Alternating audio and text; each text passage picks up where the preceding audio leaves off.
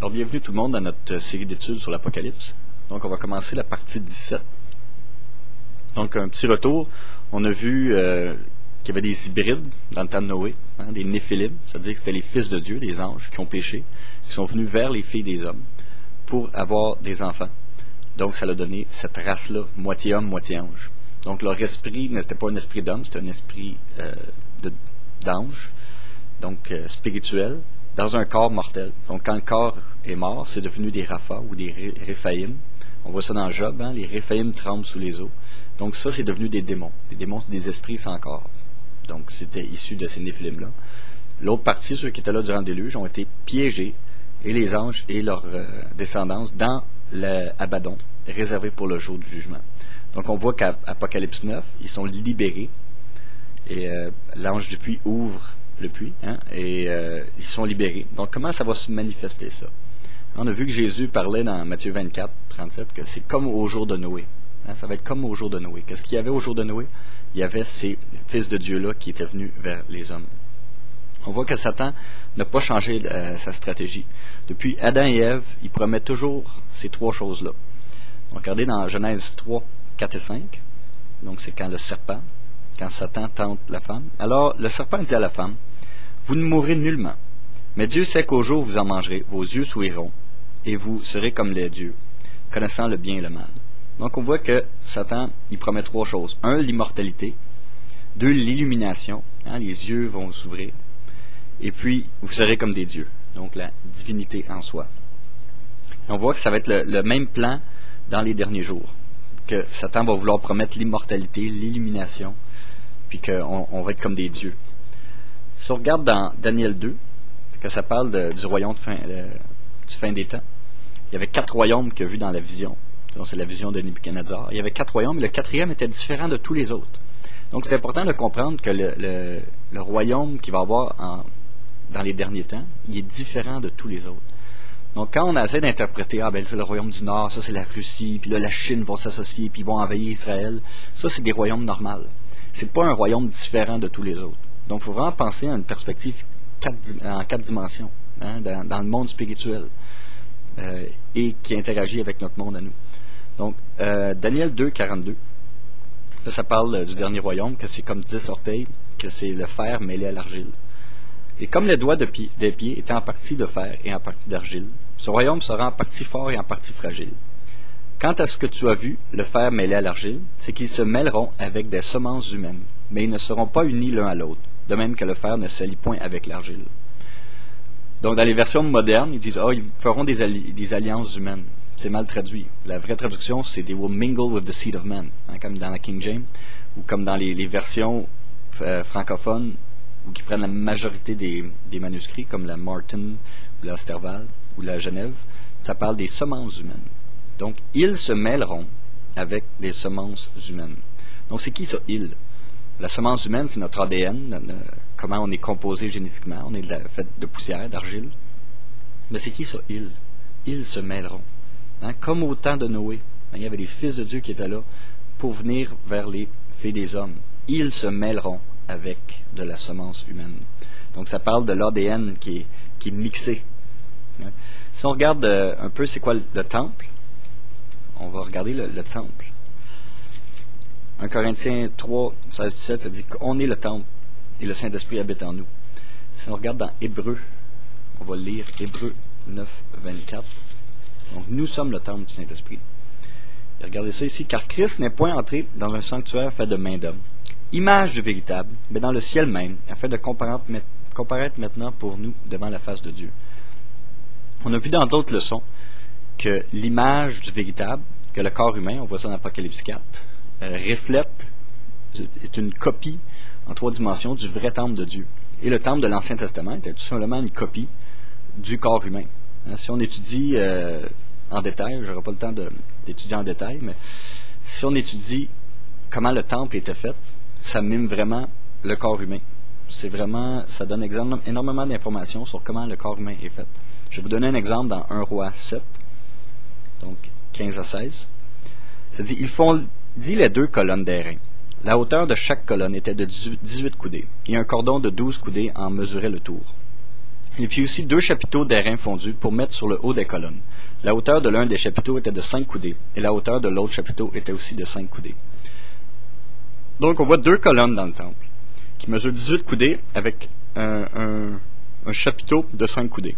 Donc 18 plus 5 égale 23. 2 colonnes de 23 coudées. Ça décrit la structure de l'ADN. On a 2 branches d'ADN qui sont en hélice, et puis on a 23 paires de chromosomes. Si on regarde plus loin au verset 21, il dressa donc les colonnes au portique du temple. C'était quoi le nom des colonnes? Il posa la colonne de droite et la nomma Jachin. Il la fondée. Puis il dressa la colonne de gauche et il la nomma Boaz. En lui la force. Donc 2 colonnes, Jachin et Boaz. Puis si vous continuez à lire, vous voyez que c'est toute une description du corps humain. Comme il y avait 10 bassins, 5 d'un bord, 5 de l'autre, les 5 doigts de chaque bord de la main. Et tout ça. Fait qu'on peut regarder que tout le temple, c'était déjà une image que Dieu voulait habiter dans nos cœurs. Dieu veut habiter dans nos cœurs. Dieu connaissait déjà même toute la structure de l'ADN, puis il nous l'a montré, les chromosomes, tout ça, 23 paires de chromosomes. On regarde dans Actes 7, 48. Toutefois, le Très-Haut n'habite point dans des temples faits par la main des hommes, comme le prophète le dit. Dieu n'habite point dans des temples faits de main d'homme. Donc, quand on essaie d'interpréter l'Apocalypse, puis on regarde 2 Thessaloniciens 2.4, quand ça parle de l'Antéchrist, puis ça dit « L'adversaire est celui qui s'élève au-dessus de tout, ce qu'on appelle Dieu, ou qu'on adore, jusqu'à s'asseoir comme Dieu, dans le temple de Dieu, se proclamant lui-même Dieu. » On voit que Dieu n'habite pas dans des temples faits de main d'homme. Donc Satan, est-ce qu'il veut habiter dans un temple fait de main d'homme? Non, il veut habiter dans le temple de Dieu, qui est notre cœur, le cœur de l'homme. On est le temple du Saint-Esprit, puis le Saint-Esprit habite en nous. Satan, l'Antéchrist, veut prendre cette place-là dans le cœur de l'homme. Donc, il veut pas, c'est pas un temple construit fait de main d'homme qui va avoir sur l'esplanade du temple. Tout ça, ça tient pas la route. Donc, on va revenir à justement ces sauterelles-là qui viennent. Puis, on va regarder dans Apocalypse 13 à 16, qui parle de la bête. Il y a une bête qui monte de la terre, une bête qui monte de la mer. Verset 13. Et elle opérait de grands prodiges, même jusqu'à faire descendre du feu du ciel sur la terre, à la vue des hommes. Et elle séduisait les habitants de la terre par des prodiges qui lui étaient donnés d'opérer en présence de la bête, disant aux habitants de la terre de dresser une image à la bête, qui après avoir reçu le coup mortel de l'épée, était encore en vie. Et il lui fit donner d'animer l'image de la bête, afin que l'image de la bête parlât. Et il fit mettre à mort tous ceux qui n'adoraient pas l'image de la bête. L'image de la bête, l'image de la bête. Et elle faisait que tous, petits et grands, riches et pauvres, libres et esclaves, prennent une marque à la main ou au front. Puis là, c'était la marque 666. Donc, on regarde l'image de la bête. C'est quoi ça, l'image de la bête? Là, il y en a qui interprètent ça vraiment avec des lunettes tridimensionnelles. Ah ben ça doit être l'Internet, ça doit être la télévision, ça doit être une projection. C'est quoi l'image? C'est quoi le premier mot image qu'on voit dans la Bible, dans Genèse? Genèse 1, 26-27, qu'est-ce que ça dit? Ça dit, puis Dieu dit, faisons l'homme à notre image. Selon notre ressemblance, qu'il domine sur les poissons de la mer, sur les oiseaux des cieux, sur le bétail et sur toute la terre, et sur tous les reptiles qui rampent sur la terre. Et Dieu créa l'homme à son image. Il le créa à l'image de Dieu. Il les créa mâles et femelles. Donc on voit que l'image, c'est quoi l'image de Dieu? C'est l'être humain. L'être humain, on est créé à l'image de Dieu. On voit dans Colossiens 1,15 que Jésus-Christ, c'est l'image du Dieu invisible. L'image. Regardez dans Genèse 5, 3. Or, Adam vécut 130 ans et engendra un fils, à sa ressemblance, selon son image, et lui donna le nom de Seth. L'image. Donc, Adam a eu un fils qui était à l'image, à sa ressemblance. Pourquoi? De l'ADN, c'est la postérité. C'est vraiment à son image. C'est quoi l'image? C'est justement nos chromosomes, l'ADN, la reproduction. C'est l'image. Regardez dans 1 Corinthiens 15, on va regarder aussi le mot image. 1 Corinthiens 15, 49 à 50. Ça parle d'une image. 1 Corinthiens 15, 49 à 50. Et comme nous portons l'image du terrestre, nous porterons aussi l'image du céleste. Or, je dis ceci, frère, c'est que la chair et le sang ne peuvent hériter le royaume de Dieu, et que la corruption n'hérite point l'incorruptibilité. Donc ça, c'est vraiment important de comprendre que ce qui est corruptible ne peut pas hériter l'incorruptibilité. C'est-à-dire que par nos corps physiques, la chair et le sang, là, on ne peut pas atteindre l'immortalité. Pourtant, c'est ce que Satan veut nous faire croire. Il dit, non, tu n'as pas besoin, il y a un seul chemin, c'est Jésus. Si on veut avoir, il faut être né de nouveau, il faut être né en esprit. Hein? Quiconque ne naît pas de nouveau ne peut pas entrer dans le royaume de Dieu, parce que le royaume de Dieu, c'est spirituel. Donc la chair et le sang n'héritent pas de ça. Mais Satan il veut nous faire croire l'inverse. Il veut dire, non, on peut, en manipulant l'ADN, en faisant tout ça, on peut porter l'image. On a le divin en soi, hein? Vous allez être comme des dieux, vous n'allez pas mourir. Donc, ils se mêleront avec de la semence humaine. Hein, ça dit dans Daniel. Donc, on va regarder une série d'images qui montrent vraiment que Satan est derrière toutes les civilisations, hein, les Chaldéens, les Perses, les Sumériens, les Égyptiens. Puis, depuis le début de l'humanité, il essaie de faire croire à l'homme qu'on peut atteindre l'immortalité simplement par la chair et le sang. Hein, qu'on n'a pas besoin de Dieu. On a la divinité en soi. Puis, on peut, par la manipulation génétique et tout ça, atteindre l'immortalité. Alors, regardez ici, c'est une image des Sumériens. On voit les deux serpents enroulés. Ça, c'est les deux branches d'ADN qui sont enroulées. Donc, il y a beaucoup d'images de génétique cachées un peu partout en ancienne Égypte, puis les Sumériens, puis les Perses. Ici, on voit une autre image. Regardez les deux colonnes, hein? J et B. Jakim et Boaz, qui sont les deux branches d'ADN. Puis, il y a un paquet de symboles franc-maçonniques, là, je ne viendrai pas là-dessus. Mais on voit ici comme un autre symbole franc-maçonnique. Ça veut dire quoi sur le compas avec l'œil ici, puis l'équerre. L'équerre, c'est tout simplement, ça représente tout ce qui est féminin, donc la terre, hein, la déesse Gaïa ou Istar, ou tout ça qui représente la terre, ce qui reçoit.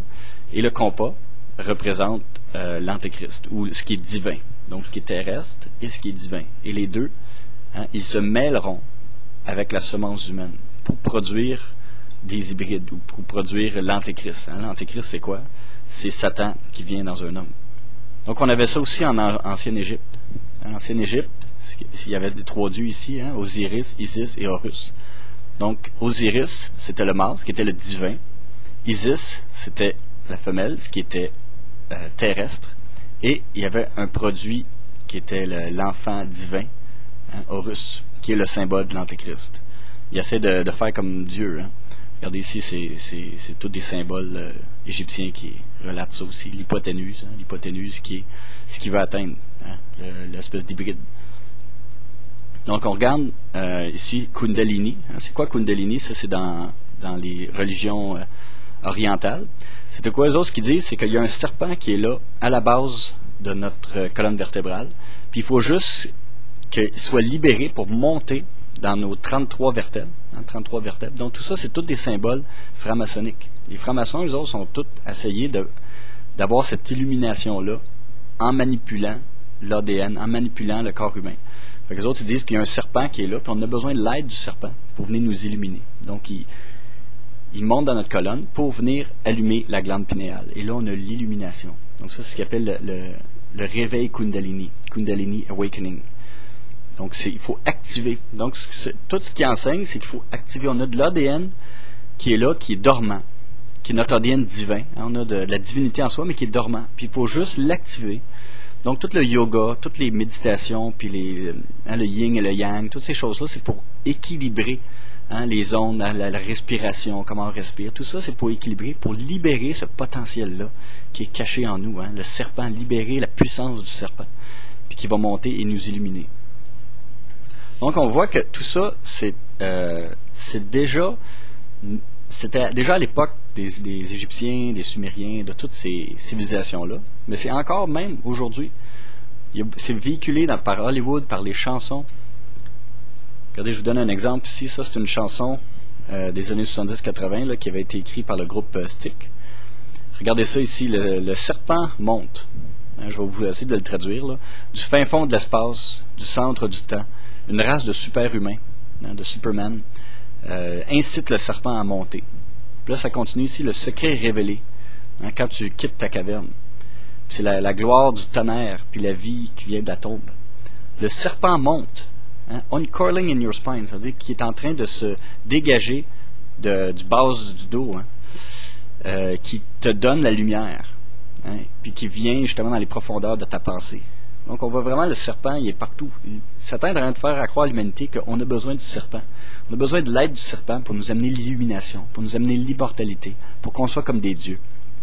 Il y a même des chansons un peu plus modernes qui parlent justement de ces fils de Dieu-là qui vont venir vers les femmes des hommes, les filles des hommes. C'est déjà en train de préparer une génération complète, que c'est correct justement, qu'on a besoin de ces êtres surnaturels-là. Regardez ici une chanson de Katy Perry, que je vais essayer de traduire. Ça dit, OK, on est hypnotisé. Après ça, est-ce que ça peut être un diable? Est-ce que ça peut être un ange? Là, on voit que la chanson décrit une relation entre une femme et un extraterrestre. Okay, ton toucher est magnétique. On dirait que je flotte, que je quitte mon corps. Puis après ça, il dit, OK, sois pas... ils me disent d'être effrayé, puis que je serai pas comme un autre, mais que c'est mon amoureux futuriste, d'un ADN différent. Okay, puis ils ne comprennent pas. Et que tu es d'un autre monde, d'une différente dimension. Hein? Ces êtres-là viennent de la 4e dimension. Tu ouvres mes yeux. Hein? Je suis prête à partir. Amène-moi à ta lumière. Hein? L'illumination. Hein? Puis toutes ces choses-là, ça va être comment? Si on accepte, justement, c'est l'image de la bête. Hein? C'est quoi l'image de la bête? On est créé à l'image de Dieu.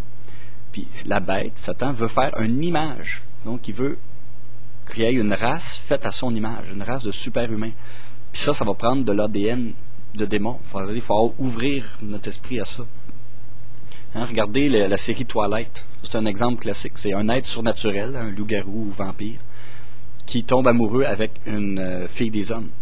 Hein, on prépare déjà la jeune génération que c'est correct, justement, d'être avec ces créatures surnaturelles-là. Hein, comme la chanson de Katy Perry, est avec une créature surnaturelle. Regardez la série Taken. Hein, des gentils aliens, des gentils E.T. qui viennent, puis là, qui ont une descendance, mais l'ADN, il y a de l'ADN d'extraterrestre dans cette descendance-là, mais elle est dormante, elle n'est pas encore activée. Puis justement, jusqu'à temps qu'une petite fille, que là, c'est la petite fille, elle a réussi à justement libérer cet ADN-là, puis elle a des super pouvoirs. Regardez la série Heroes, c'est le même scénario. On a un ADN qui est dormant, puis que, éventuellement, ça va évoluer, puis là, ça va être activé, puis là, on va être des héros. Hein, le mot héros, ça vient du grec, c'est l'étymologie, ça veut juste dire demi-dieu. Hein, les héros qui furent fameuses dans l'Antiquité, dans une version de Genèse 6.4, des héros, c'est tout simplement des demi-dieux. C'est-à-dire, c'est des hybrides, comme ça. Hein, regardez ici, là, il y a un personnage là, qui s'appelle Suresh, le docteur, que lui, c'était intéressant parce que lui, il n'avait pas de gène spécial, mais il étudiait ça. Puis un temps, il s'est injecté cet ADN-là, puis là, il a commencé à développer des super pouvoirs. Puis là, justement, il y avait une force surhumaine. Mais là, ça a tourné mal, il s'est transformé en bête. C'est exactement ça. Hein? Satan nous promet un paquet de choses, l'immortalité, du pouvoir, d'être des super-hommes. Mais finalement, ils vont se transformer en bêtes. Donc Satan essaie de refaire ce qu'il y a eu dans Genèse 6. Il essaie de convaincre une génération complète d'accepter justement le fait d'avoir de l'aide de ces êtres surnaturels-là. C'est pas nécessairement non plus juste occulte. Souvent la science flirte avec ça. Hein? La science, des fois, veut manipuler des choses comme ça, manipuler l'ADN. Regardez, Google a mis 1,5 milliard dans des compagnies de pharmaceutiques. Pourquoi? Pour pouvoir atteindre l'immortalité, c'est-à-dire tout ce qui est des maladies de vieillesse, tout ça, de changer la structure de l'ADN. Si on met 3 branches d'ADN au lieu de 2, hein, la 3e branche d'ADN, on va pouvoir atteindre justement ce niveau-là. Et c'est quoi ça? Regardez, c'est le symbole ici de Google Chrome. Chrome, c'est quoi Chrome? Chromosome. Chromosome. Hein? C'est tout ce qui est la génétique. Regardez le symbole, ça représente tout simplement un ADN à 3 branches vu de haut. Puis là, regardez, ça fait 6, 6, 6 aussi. Donc on va retourner dans Apocalypse 13, versets 16 à 18. Là, ça parle de l'image de la bête. Et elle faisait que tous, petits et grands, riches ou pauvres, libres ou esclaves, prenaient une marque à la main droite ou au front. Et personne ne pouvait acheter ni vendre. Hein, acheter ni vendre, ça ne veut pas nécessairement dire c'est une chip, puis là je ne peux pas faire de transaction. Simplement que je ne peux pas fonctionner en société. S'il n'avait pas la marque ou le nom de la bête ou le nombre de son nom. C'est ici la sagesse, que celui qui a de l'intelligence compte le nombre de la bête, car c'est un nombre d'hommes, et son nombre est 666. Donc on voit pourquoi la main, hein, pourquoi le front. Puis la vraie traduction, c'est vraiment dans la main, dans le front. Hein, in the forehead, in the hand. Donc c'est dans la main, dans le front. Et si on regarde l'activation du Kundalini, comment activer le serpent, le pouvoir est dans la main. Le gourou va imposer les mains sur le front de la personne pour activer la glande pinéale. Donc dans le front. La glande est dans le front, puis le pouvoir est dans la main. Puis qu'est-ce que ça fait, ça? C'est que ça ouvre la personne, ça active le serpent, c'est-à-dire ça ouvre la personne à une possession démoniaque. Et rendu au point ultime, c'est ça que le yoga, puis les méditations transcendantales, c'est le but ultime de ces pratiques-là, c'est d'ouvrir notre esprit, d'ouvrir notre corps à une possession. Et c'est là que Satan, la grande séduction, c'est que on est là pour vous aider à atteindre la divinité, pour atteindre l'illumination, pour atteindre l'immortalité. C'est comme Dieu a dit, touchez pas à mon temple, profanez pas mes sanctuaires. Là, qu'est-ce qui arrive, c'est que la bête va vraiment amener le monde à profaner leur propre temple, le corps humain. Ils vont se mêler avec des alliances humaines. Et Satan commence déjà à infiltrer les églises par ces idées-là, qu'on a la divinité en soi, puis qu'on peut créer des choses. Il mélange un peu la foi. La foi, c'est quoi la prière? C'est de dire, Dieu, c'est quoi ta volonté, puis aide-moi à me soumettre à ta volonté. Un peu comme Jésus dans le jardin de Gethsémani. Il n'a pas dit, bon, ben là, je suis Dieu, je fais ce que je veux. Non, il dit, Dieu, c'est quoi ta volonté? Aide-moi à me soumettre à ta volonté. Donc la prière, c'est pas un moyen d'obtenir des choses, c'est un moyen de découvrir la volonté de Dieu et que Dieu change nos cœurs pour pouvoir se plier à cette volonté-là. Là, qu'est-ce que Satan est en train d'enseigner puis d'infiltrer par ses mensonges? C'est que non, on a la divinité en soi. Puis la prière, c'est un moyen d'obtenir des choses, c'est un moyen de changer des choses. Il y a un principe dans le monde occulte, dans la sorcellerie, ça s'appelle la loi de l'attraction. En gros, si je pense à quelque chose, oui, je le déclare. Donc, je déclare, je veux quelque chose, je vais le déclarer. Et en le déclarant, en pensant, ben là, je vais pouvoir attirer les éléments pour pouvoir matérialiser ça. Et si vous regardez, j'ai mis une citation ici, je vais essayer de vous la traduire vite, là, ça vient du mouvement Word of Faith.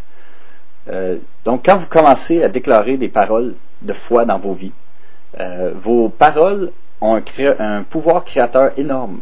Le moment que tu parles quelque chose, que tu déclares quelque chose, tu donnes naissance à cette chose-là.